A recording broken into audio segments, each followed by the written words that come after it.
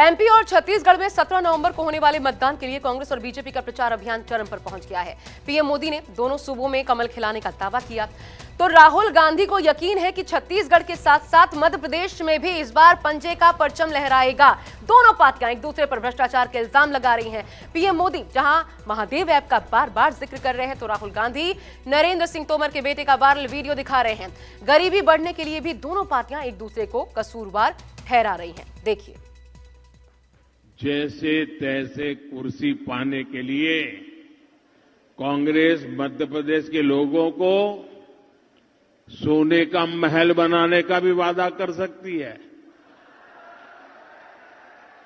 अब ये सोना कौन सा लाएंगे? आलू वाला? कोई भरोसा नहीं।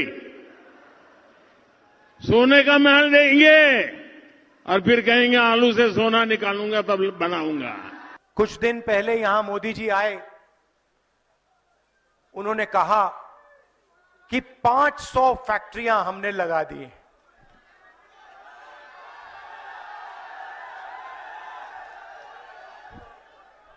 पता नहीं, पहले आए थे कहा था 15 लाख रुपए बैंक अकाउंट में डाल देंगे,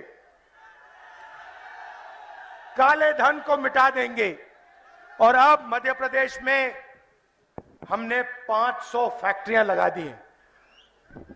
किसी को दिखी है फैक्ट्रियां?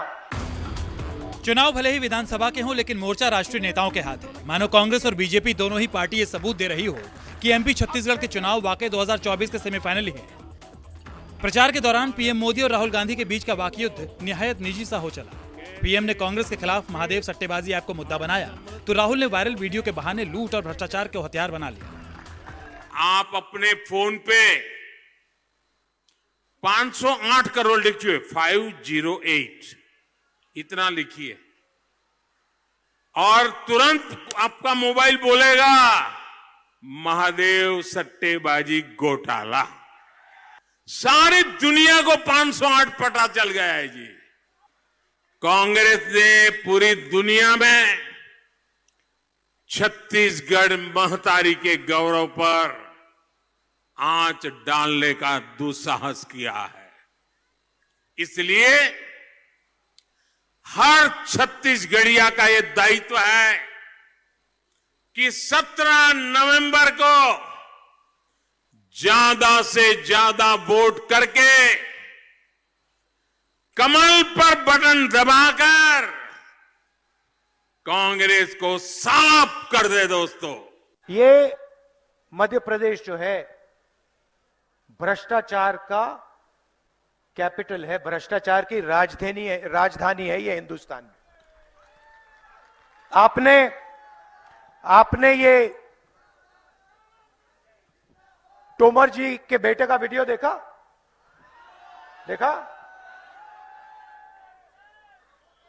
वीडियो फोन पर बैठे हैं, आपका जो पैसा है दबाकर चोरी कर रहे हैं। अच्छा, यहां के जो आपके बीजेपी के एमएलए हैं, मंत्री हैं, वो कोई कम नहीं है। तोमर जी की और उनकी रेस चल रही है, कौन मध्य प्रदेश के जनता से, किसानों से, मजदूरों से ज्यादा पैसा चोरी करेगा। मध्य प्रदेश के बड़वानी से पीएम मोदी ने बीजेपी के संकल्प पत्र को एमपी को आत्मनिर्भरता का संकल्प पत्र बताया, तो लगे हाथ ये भी वादा कर दिया कि मोदी की गारंटी अधूरी नहीं रहती।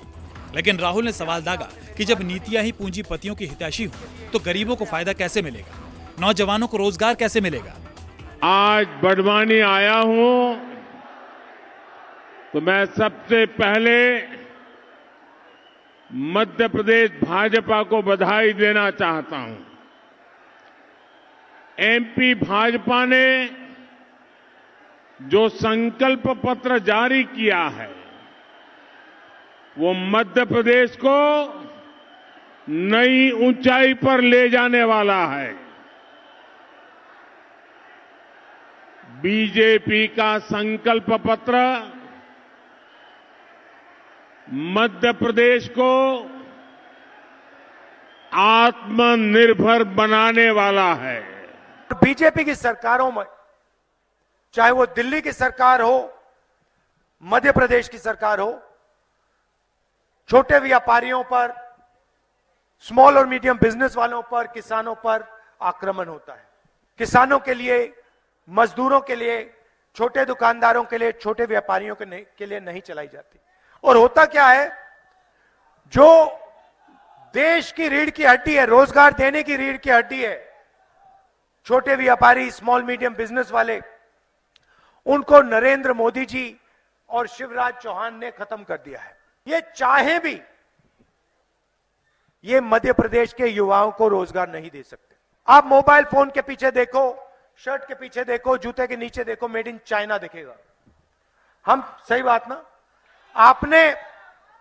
आपने कभी किसी कैमरा के पीछे, शर्ट के पीछे मेड इन मध्य प्रदेश देखा है? नहीं देखा।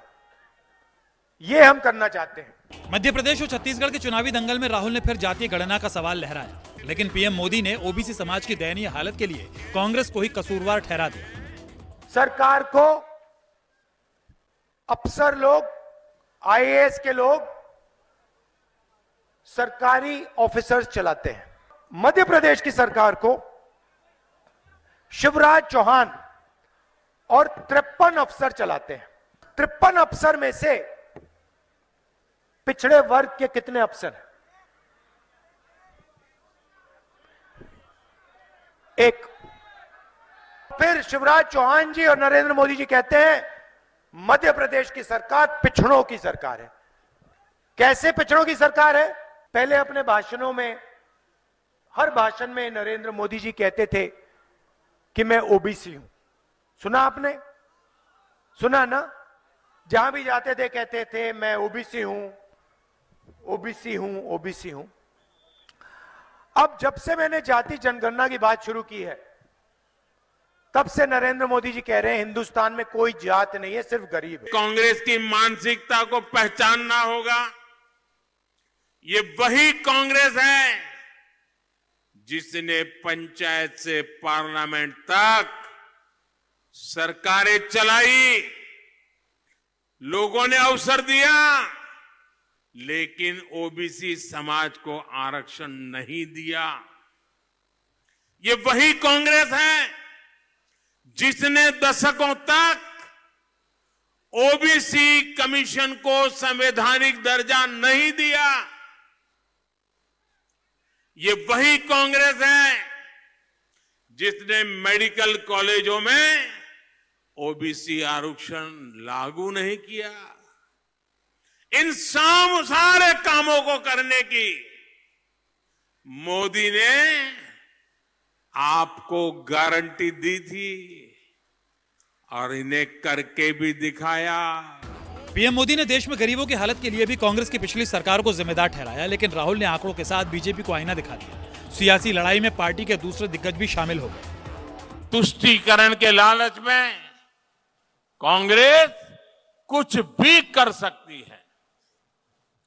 कांग्रेस ने तो दलित, ओबीसी और आदिवासी की आस्था तक का सम्मान नहीं किया। मेरे परिवारजनों, आजादी के इतने दशकों के बाद आज देश में कोई भी गरीब है तो उसके लिए अगर गुनहगार कोई है तो सिर्फ और सिर्फ कांग्रेस है। 50 साल पहले गरीबी हटाओ का नारा दिया था। मैं पत्रकारों से पूछता हूं, जरा कांग्रेस वालों को पूछो तो 50 साल पहले नारा दिया था, वो नारा पूरा नहीं कर पाए, नए वादे करके कहां से लोगों को मूर्ख बनाते हो। मैंने यहां आकर पिछली बार कहा था हम किसानों का कर्जा माफ करेंगे, हमने कर दिया। इस बार हम उस काम को पूरा करेंगे। 2 लाख रुपए तक का कर्जा मध्य प्रदेश के किसानों का हम माफ कर देंगे। आप लिख लो, चुनाव के बाद यहां मध्य प्रदेश में 500 रुपए का गैस का सिलेंडर हो जाएगा।